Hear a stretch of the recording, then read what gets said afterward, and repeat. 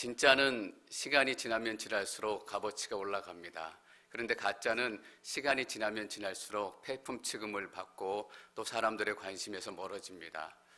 다윗의 시편을 보면서 제가 그런 생각을 하게 됩니다.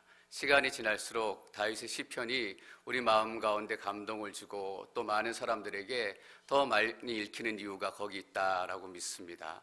다윗은 산전수전, 공중전까지 다 겪은 사람입니다. 정말 어렵고 힘들고 험한 시절을 보냈습니다.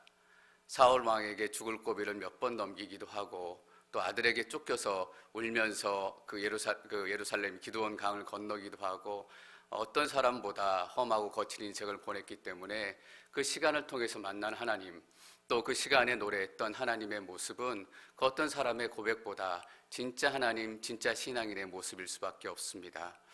저는 여러분들이 진짜 크리스찬이 되기를 축원합니다. 저도 진짜 목사가 되고 싶습니다. 말로만 설교하고 말로만 잘난 척하는 목사가 아니라 정말 제 삶 가운데 연약한 부분을 붙들고 다윗처럼 몸부림치고 또 스트럭을 하고 그러면서 하나님을 만나서 하나님께 때때는 칭찬도 듣고 싶고 그런 마음이 있습니다. 그런 작은 마음들이 모여서 하나님께서 원하시는 진짜 교회가 될 줄 믿습니다. 1절 말씀 저희가 같이 읽습니다. 1절 시작. 악인의 죄악이 내 마음에서 말하기를 자기 눈앞에는 하나님을 경외하는 마음이 없다고 합니다. 다윗이 오늘 죄인들에 대해서 먼저 얘기를 합니다. 왜 그러냐 하면 우리가 의인보다는 죄인들을 훨씬 만나기 쉽기 때문입니다. 1절부터 4절까지 죄인들의 특징에 대해서 얘기하는데 우리의 삶의 모습을 그대로 얘기해 줍니다. 하나님을 믿는 사람들, 경외하는 사람들을 갈수록 만나기 어려워지는 반면에 죄악 가운데 머물고 죄인으로 살아가는 그런 악한 사람들의 모습은 정말 발견하기가 어렵지 않습니다. 그래서 1절부터 4절까지 각 절에서 악인들의 특징을 다윗이 얘기해 줍니다. 1절에서는 얘기하는 죄인들, 악인들의 특징 중에 하나는 하나님을 경외하는 마음이 없다라는 것입니다. 여러분 1절 말씀을 잘 읽어보십시오. 하나님이 없다라고 생각하는 것이 아니라 하나님을 경외하는 마음이 없다라고 얘기한다라는 것입니다. 여러분 사단도 어느 정도 물러서지만 물러서지 않는 마지노선이 있습니다. 마지노선이 뭐냐 하면 너희들 하나님 만나도 좋고 교회 가서 예배 드려도 좋은데 절대로 은혜 받지 말고 절대로 구원의 역사 가운데 동참하지 마라라는 것입니다. 그래서 하나님을 경외하고 하나님을 진심으로 예배하는 거기까지는 가지 말아라 라고 얘기하는 것입니다. 주일날 예배 가도 좋고 또 즐겁게 교제를 나눠도 좋고 다 좋은데 절대로 은혜 받는 하나님 나라의 백성이 되어서는 안 된다라는 겁니다. 하나님을 경외하는 마음이 없다라고 얘기하는 거예요. 1절에 악인의 죄악이 내 마음에 말하기를, 원래 원문은 죄가 귀에 속삭인다라는 것입니다. 죄가 계속 귀에 속삭이게 되면 죄에 대해서만 생각하고 죄의 영향력 아래 있을 수밖에 없다라는 겁니다. 제가 요즘에 뉴스에서 계속 최순실 얘기만 들으니까 눈만 뜨면 최순실 생각이 나요. 귀에다 대고 죄가 계속해서 죄에 대해서 사단의 계략에 대해서 사단의 마음에 대해서 얘기하면 우리는 우리가 알지 못하는 사이에 하나님을 경외하는 그 자리에서 멀어져 가게 되는 것입니다. 여러분 하나님께서 여러분 가운데 정말 원하시는 것은 경외하는 그 두려움을 마음을 가지고 하나님 앞에 예배자로 여러분들이 서게 되는 것입니다. 2절 말씀 저희가 계속 읽습니다. 2절 시작. 드러나지 않을 것처럼 눈에 자기밖에 보이지 않는 듯 우쭐대고 있습니다. 악인들의 두 번째 특징이 뭐냐 하면 자기밖에 모른다라는 거예요. 자기밖에 모르니까 우쭐대고 자기 중심이어서 자기 이름이 나고 자기가 잘 되는 게 인생의 제일의 목표이에요. 그래서 내 아들, 내 자식, 내 남편, 내 가정밖에 몰라요. 요즘에 아이들을 많이 안 낳다 보니까 그냥 하나만 키우는 가정은 정말 아이들 스스로도 자기밖에 모르잖아요. 그래서 친구들하고 노는데 같이 놀 줄을 모른다라는 거예요. 같이 장난감을 나눠서 쓰고 같이 있는 것을 좀 나눠 사이좋게 써야 되는데 사이좋게 나눠 쓰는 거를 빼앗긴다라고 생각을 하기 때문에 나눠 쓰지 못해요. 나눠 쓰지 못하기 때문에 늘 가서 부딪히고 또 늘 가서 사고치고 그럴 때 부모라도 이렇게 하나님의 마음으로 정신이 똑바로 박혀 있으면 괜찮은데 찾아가서 똑같은 얘기 한다라는 거예요. 왜 우리 애한테 그러니? 왜 우리 애한테 장난감을 뺏어가니? 이렇게 얘기한다라는 거예요. 자꾸 자기밖에 알지 못하는 세태가 되어가고 있고 자기 중심적인 세상이 되어가고 있다라는 것입니다. 여러분, 우리는 함께 나누고 함께 기도하고 사랑을 전해야 하는 하나님의 백성입니다. 제가 요즘에 연말이 되면서 어떻게 하면 우리 교회에서 조금이라도 연말의 추운 시절에 다른 어려운 사람들을 도울 수 있을까라고 저희 비전위원들하고 상의도 하고 저 나름대로 개인적으로 이렇게 찾아보고 리서치도 합니다. 이렇게 집이 없는 티네이저들을 돌보는 단체도 있고 또 가정에서 가족폭력 때문에 더 이상 가정에 있지 못해서 도망 나온 여자들 또 아이들 그런 여자들과 아이들을 돌보는 단체도 있고 너무나 단체들이 많더라고요. 그런데 단체들이 지금 동일하게 겪고 있는 어려움이 뭐냐 하면 경제가 어렵다 보니까 도네이션이 자꾸 줄어들고 있다라는 거예요. 경제가 어려워지기 때문에 나누는 마음들이 자꾸 줄어들고 또 상황이 이렇기 때문에 그런 도네이션들이 자꾸 줄어들고 여러분 어쩌면 우리 크리스찬들은 경제가 어려워지면 어려워질수록 더 많이 나눠야 되는 하나님의 사명을 가진 사람들일지도 몰라요. 왜냐하면 경제가 어려워지면 어려워질수록 다른 사람들의 나눔과 섬김이 더 줄어들 게 뻔하기 때문이에요. 그때 크리스찬들이 무엇을 해야 되느냐? 크리스찬들이 넉넉한 곳에서 함께 나누는 것이 아니라 정말 어려운 시기에 어려운 사람들과 함께 나누는 것이 하나님의 마음이다라고 믿습니다. 그런데 세상은 마치 자기 범죄가 드러나지 않을 것처럼 죄인이면서도 죄 안 진 것처럼 살아가요. 청문회 이렇게 청문회하는 거 보니까 분명히 누군가 죄를 졌는데 내가 죄를 졌습니다라고 고백하는 사람이 한 사람도 없다라는 거예요. 어떻게 저럴 수 있을까? 속마음은 어떤지 모르겠지만 표정만 보면 저라도 속을 것 같아요. 저 표정으로 어떻게 죄를 졌을까? 저 사람도 정말 죄 없는 사람일 거야. 그런 생각을 할 정도로 겉으로는 죄 없는 사람의 표정은 하지만 그 중에 누군가는 죄를 지었다라는 거잖아요. 죄가 없는 것처럼 뻔뻔하게 속이고 자기 중심으로 살아가는 것, 이것이 죄인들이 가지고 있는 두 번째 특징 중에 하나입니다. 3절 말씀 저희가 계속 읽습니다. 3절 시작.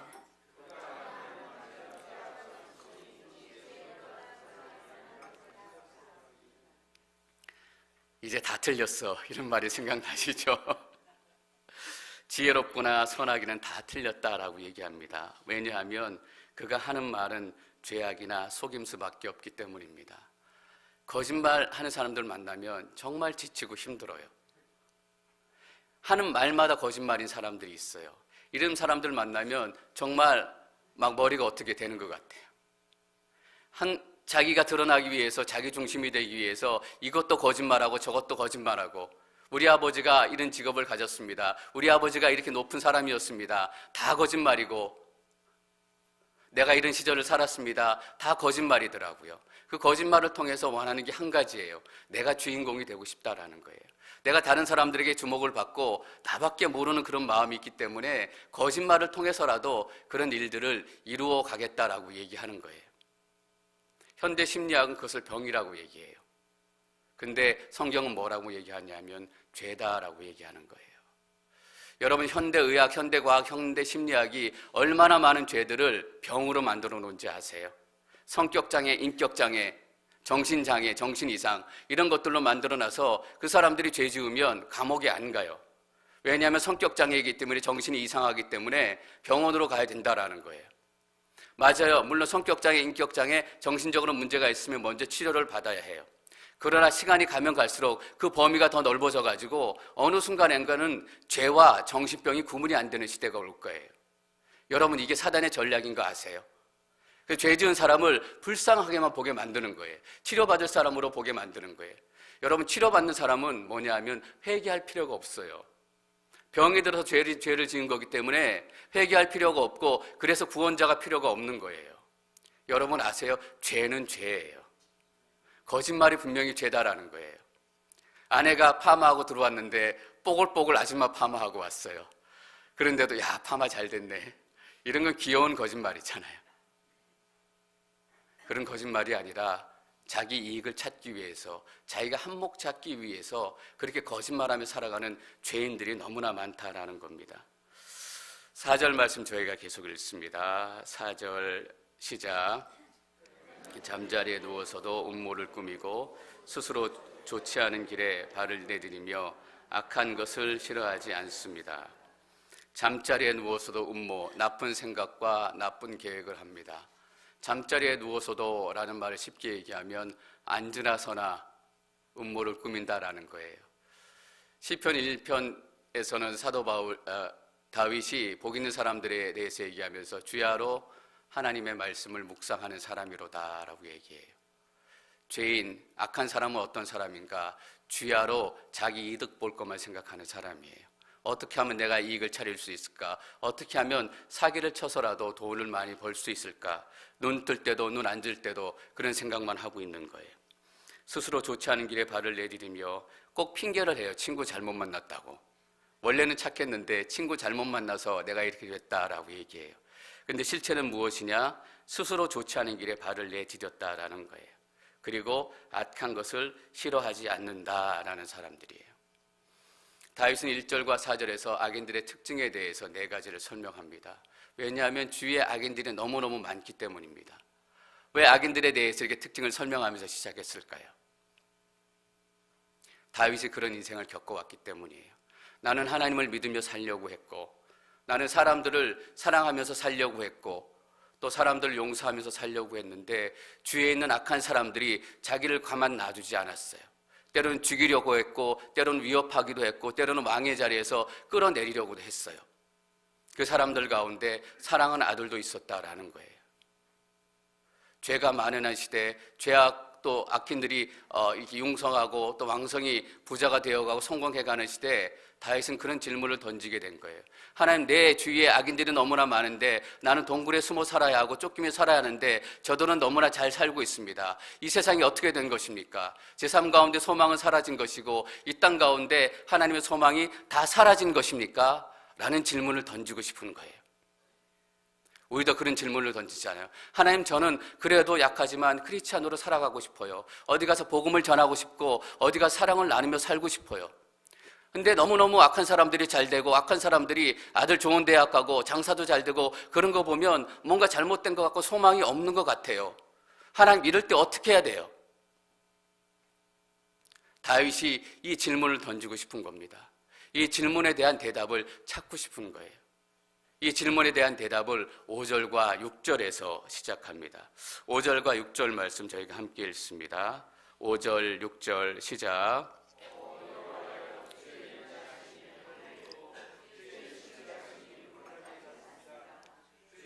그는 거대한 산과 같고 주의 판단은 크고 깊습니다. 오 여호와여, 주께서 사람과 동물을 모두 돌보십니다. 1:1 양육하신 분들은 잘 아실 거예요. 이 5절과 6절 말씀이 하나님의 성품이라는 바에서 암송 구절이에요. 우리는 우리 인생 가운데 고통이 찾아오고 또 악한 사람들이 득세하는 걸 보고 또 우리가 힘든 상황 가운데 빠지게 되면 하나님께 늘 물어요. 하나님, 언제 이 고통이 끝나죠? 어떻게 하면 이 고통을 끝낼 수 있어요? 하나님, 내가 무엇을 해야 할까요? 무엇을 해야 이 고통이 빨리 끝날 수 있을까요?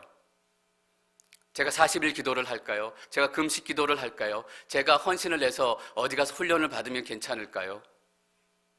우리는 자꾸 무엇인가를 하려고 해서 그 문제들을 해결하려고 해요. 여러분, 맞아요. 어떨 때는 무엇인가 해야 될 때가 있어요. 금식 기도도 해야 되고 40일 작정 기도도 해야 되고 시간을 내서 훈련에 참여할 때도 있어요. 그러나 그것이 무엇을 하기 위해서가 아니다라는 것을 우리가 반드시 기억해야 합니다. 40일 금식 기도를 하고 무엇인가에 참여해야 하는 목적은 그것을 통해서 무엇을 이루어가는 것이 아니라 하나님이 어떤 분인지 우리가 알아가는 거예요. 지난주 주일날 야곱이 믿음이 흔들리는 그 상황 가운데서 하나님이 나타나셨어요. 하나님이 나타나셔서 제일 먼저 뭐라고 그러셨는지 아세요? 내가 너희 모든 문제를 다 해결해 주겠다. 걱정하지 마라. 이것부터 얘기하신 게 아니라 가장 먼저 얘기하신 건 네 아버지 이삭의 하나님이다 라고 말씀하세요. 어떤 의미예요? 내가 어떤 하나님인지 내가 너에게 먼저 알려주겠다라는 겁니다. 아버지 이삭의 하나님, 내 갑자기 나타난 하나님이 아니라 너희 아버지 이삭에게도 나타났던 동일한 하나님, 변치 않는 하나님이다 라는 의미입니다. 아버지 이삭의 하나님이기 때문에 아버지에게 약속한 그것, 할아버지에 약속한 그것도 너에게 동일하게 변치 않고 이루실 하나님이다라는 의미입니다. 시편 오늘 말씀 나눈 36편에서 우리가 하나님의 성품에 대해서 가장 깊게 깨달아야 될 것 중에 하나가 바로 이것입니다. 하나님은 변치 않으시는 분이시다라는 거예요.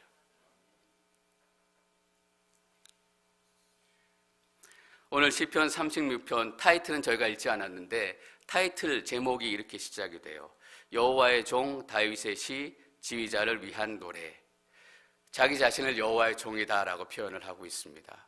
왕의 자리에 올랐던 다윗이 자기의 몸을 가장 낮춰서 하나님 내가 당신의 종입니다 라고 얘기할 정도로 다윗은 겸손하게 하나님 앞에 엎드렸습니다.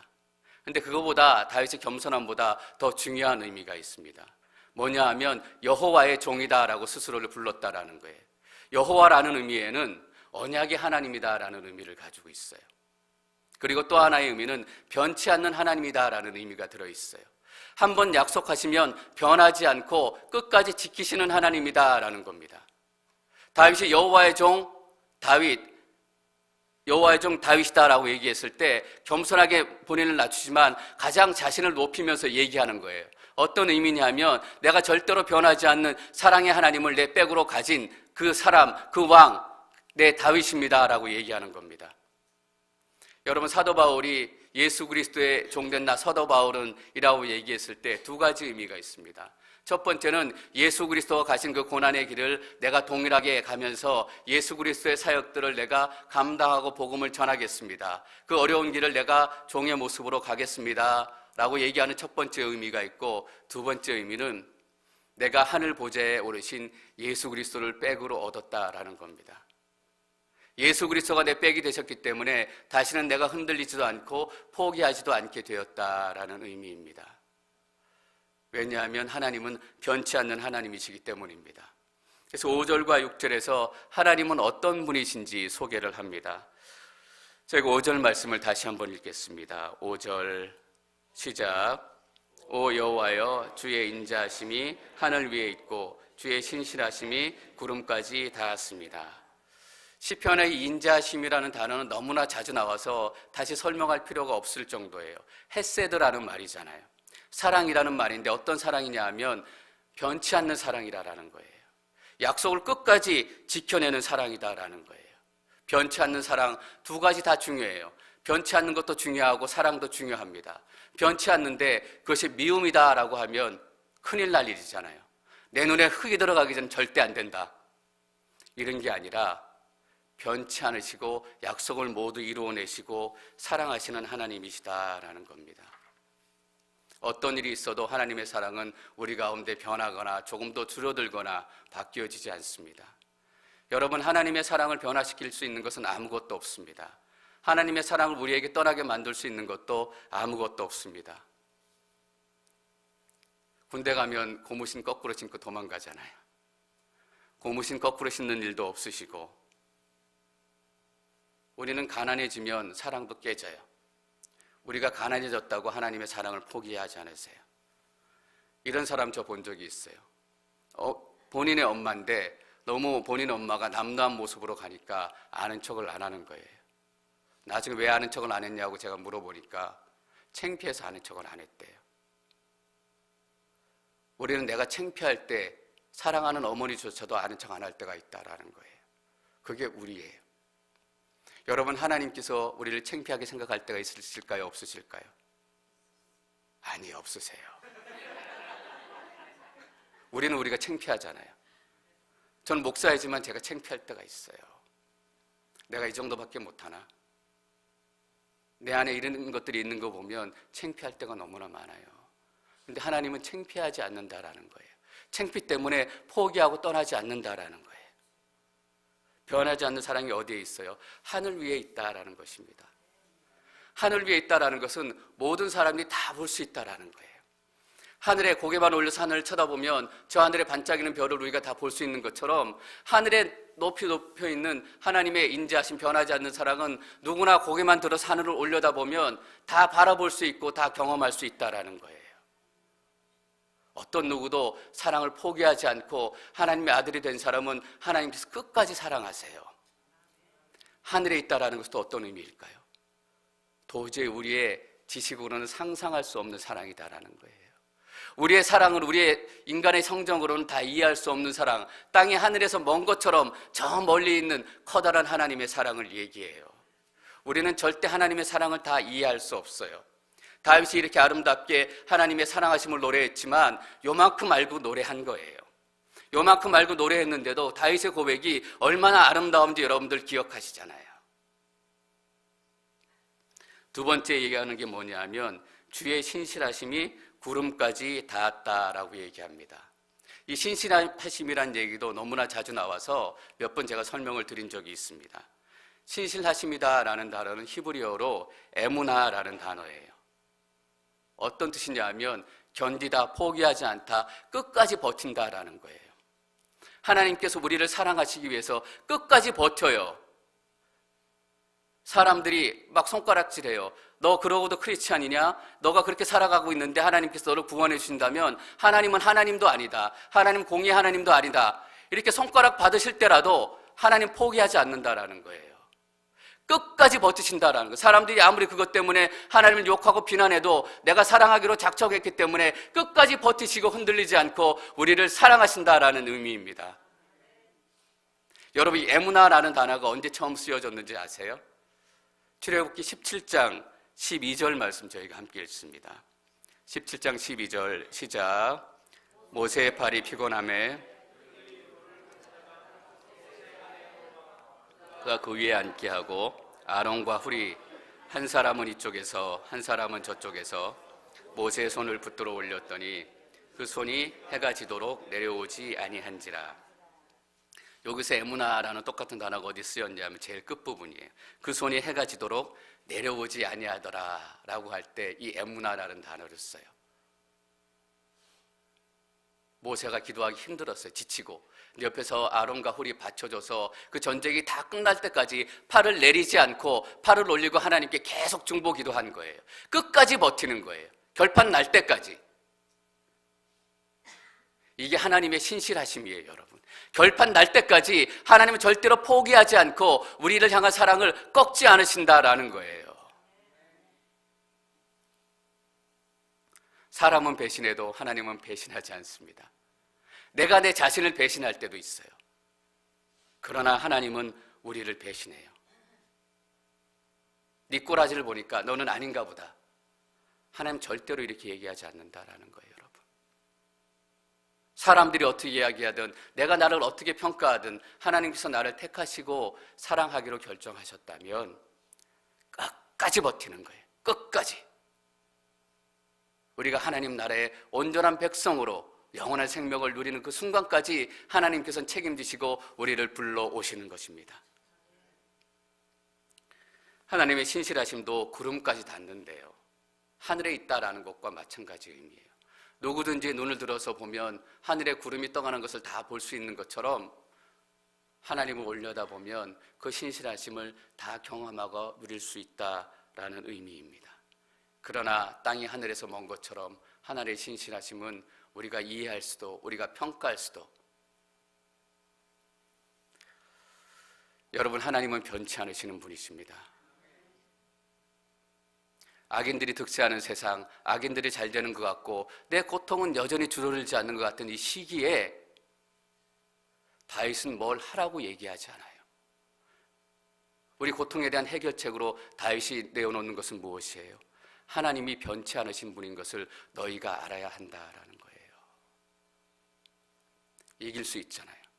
하나님 변치 않으시기 때문에 지금 나에게 주신 약속, 내가 절망 가운데 있고 고통 가운데 있지만 견뎌낼 수 있다라는 거예요. 변치 않으신다라는 것은 결과가 보장되어 있다라는 말이잖아요.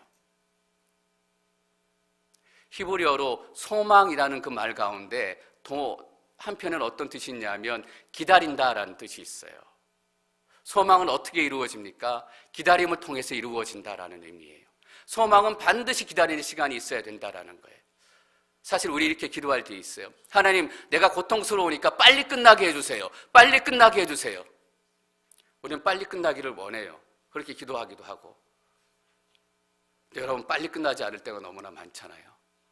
왜냐하면 봄에 씨앗이 심겨지고 여름을 지나고 가을이 돼야 열매가 열리는 것이기 때문입니다.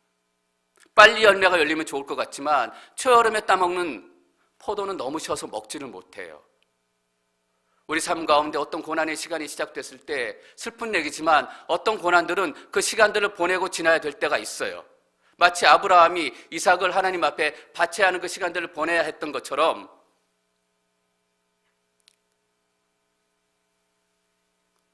네가 20년 이걸 기다려야 된다라고 얘기하면 너무너무 기다리기 힘들잖아요. 그런데 하나님께서는 하나님이 어떤 분이신지 먼저 우리에게 보여주시기를 원하시는 겁니다. 상대편이 믿을만 하면 하는 말도 믿을만 하잖아요. 여러분들이 저를 별로라고 생각하면 나와서 설교할 때 이게 하나님의 말씀으로 들리시겠어요?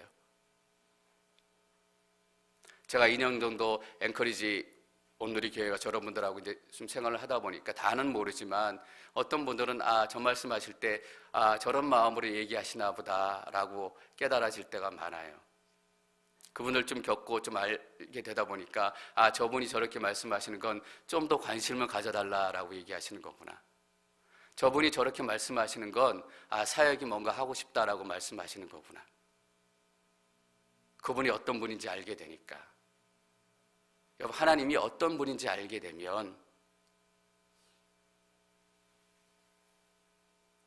사건도 중요하고 우리가 무엇을 하는 것도 중요하지만 그것을 통해서 하나님이 어떤 분이신지 우리가 알아가야 합니다. 그래야 이겨낼 수 있습니다. 그래야 우리에게 진짜 큰 위로가 있습니다. 그래서 6절 끝에서 이렇게 얘기합니다. 6절 말씀 저희 같이 읽겠습니다. 6절 시작. 주의 의는 거대한 산과 같고 주의 판단은 크고 깊습니다. 오 여호와여, 주께서 사람과 동물을 모두 돌보십니다. 주의 의는 거대한 산과 같고 산은 움직이지도 않고 변하지도 않아요. 같은 얘기예요. 주의 판단은 크고 깊습니다. 크고 깊기 때문에 우리가 이해할 수 없고, 또 하나의 의미는 크고 깊은 호수, 크고 깊은 바다는 잘 요동하지 않아요. 시냇물은 찰랑찰랑 되지만 크고 깊은 호수는 큰 바람이 불지 않으면 흔들리지 않습니다. 그것처럼 하나님의 판단과 하나님의 은은 절대로 흔들리지 않는다라는 것입니다. 그리고 6절 끝에서 이렇게 결론을 내립니다. 오 여호와여, 주께서 사람과 동물을 모두 돌보십니다. 하나님이 어떤 분인지 아니까 사람뿐만 아니라 동물까지 돌보는 분이시구나라는 것을 깨닫게 되는 거예요. 여러분, 동물도 돌보는데 사람 안 돌보시겠어요? 동물도 지키시는데 사람 안 지키시겠어요? 하나님이 어떤 분인지 알아가기 시작하면 그래서 힘이 생기고 결단이 생기는 거예요. 그래서 7절에서 다윗이 드디어 이렇게 노래하게 되는 겁니다. 7절 말씀 함께 읽습니다. 7절 시작.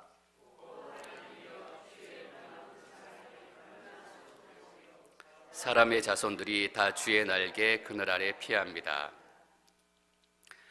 하나님의 변함없는 사랑, 헷세대의 사랑이 얼마나 소중한지 깨닫기 시작하는 겁니다.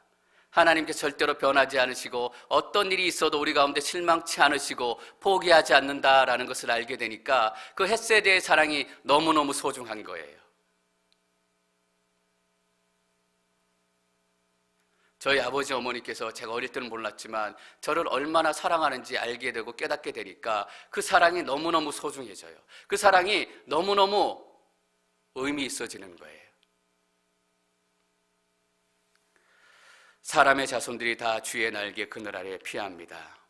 그러니까 하나님의 날개 아래 다 피하게 되는 거예요.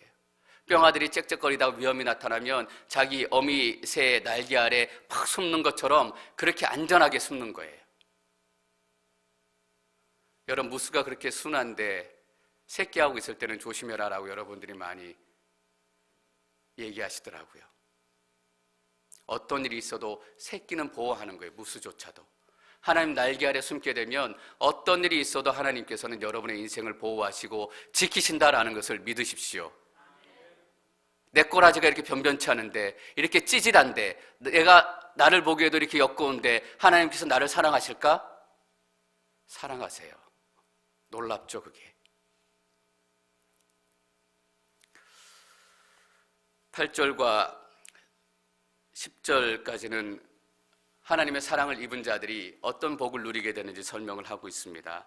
8절, 9절 저희가 함께 읽겠습니다. 8절, 9절 시작. 그들은 주의 집에 기름진 것으로 배부를 것입니다. 주께서는 그들에게 주의 기쁨의 강물을 마시게 하실 것입니다. 생명의 샘물이 주께 있으니 주의 빛으로 우리가 빛을 볼 것입니다. 오 주를 아는 사람에게 주의 사랑을, 마음이 올곧은 사람에게 주의 의를 베푸소서.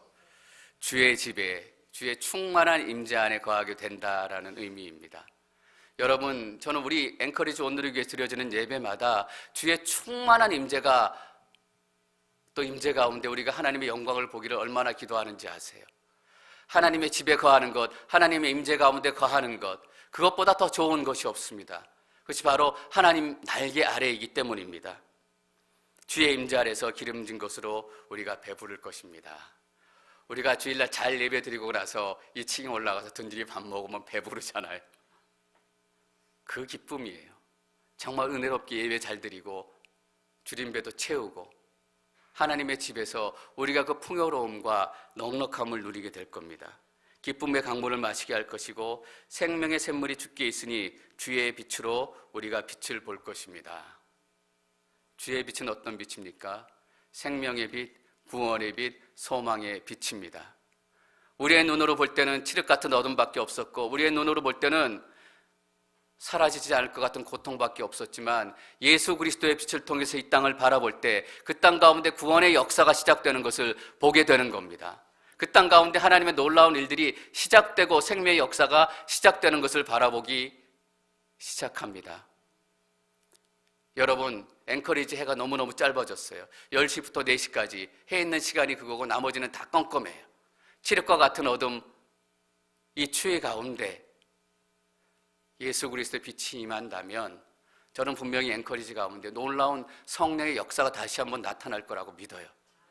여전히 교회들은 연약하고 여전히 교회들은 아픔 가운데 있지만 우리의 능력으로 하는 것이 아니기 때문에 예수 그리스도의 빛이 임하면 어둠은 떠나가게 되어 있습니다. 주의 빛으로 우리가 빛을 볼 것입니다.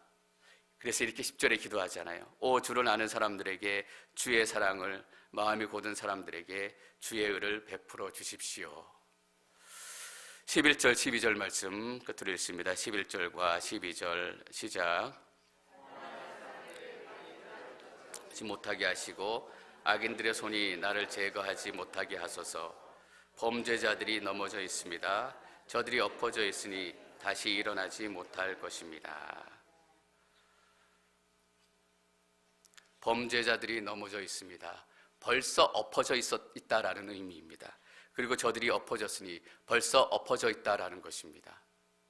여러분, 우리 삶을 맡고 있는 어떤 어려움들, 어떤 방해물들, 어떤 장애물들, 우리가 하나님을 더 깊이 알아가고 그 기쁨 가운데 하나님의 임재 가운데 머무는 그 과정 가운데서 어느 순간 눈을 들어서 이 땅을 바라보면 나를 방해하던 모든 적들과 모든 아픔들이 다 무너져 있는 것을 보게 될 것입니다. 어느 순간에 보니까 제 아내가 나아 있더라고요. 어느 순간에 보니까 방황하던 제 인생이 끝나 있고 목사가 되어 있더라고요. 돌아보니까 제가 한 일이 별로 없는 것 같아요. 그냥 하나님을 알아가는 기쁨이 조금씩 커졌기 때문에 조금 더 하나님을 알고 싶다, 조금 더 하나님을 알아가고 싶다, 그렇게 시간을 보냈던 것 같아요. 근데 시간들을 다 지나고 나니까 다 끝나 있다라는 거예요. 대적들도 넘어져 있고 악인들도 엎어져 있고. 다윗이 확신에 찬 목소리로 이렇게 외치고 결론을 내리고 있습니다. 저는 여러분들이 더 깊이 하나님을 알아가시는 은혜 가운데 머무시기를 축원합니다. 은혜 가운데 하루하루 지나시다 보면 여러분의 삶을 묶고 있는 묶임들이 떠나가는 역사가 나타나게 될 것입니다. 이 시간 나사렛 예수 그리스도 이름의 권세로 명하노니 우리를 두렵게 하는 모든 두려움들은 떠나갈지어다. 이 앵커리를 덮고 있는 모든 어둠의 세력들은 끊어질지어다. 하나님은 변치 않으시는 분이십니다. 배신하지도 않으시는 분이십니다. 끝까지 하나님의 역사를 우리 삶 가운데 이루실 줄 믿습니다.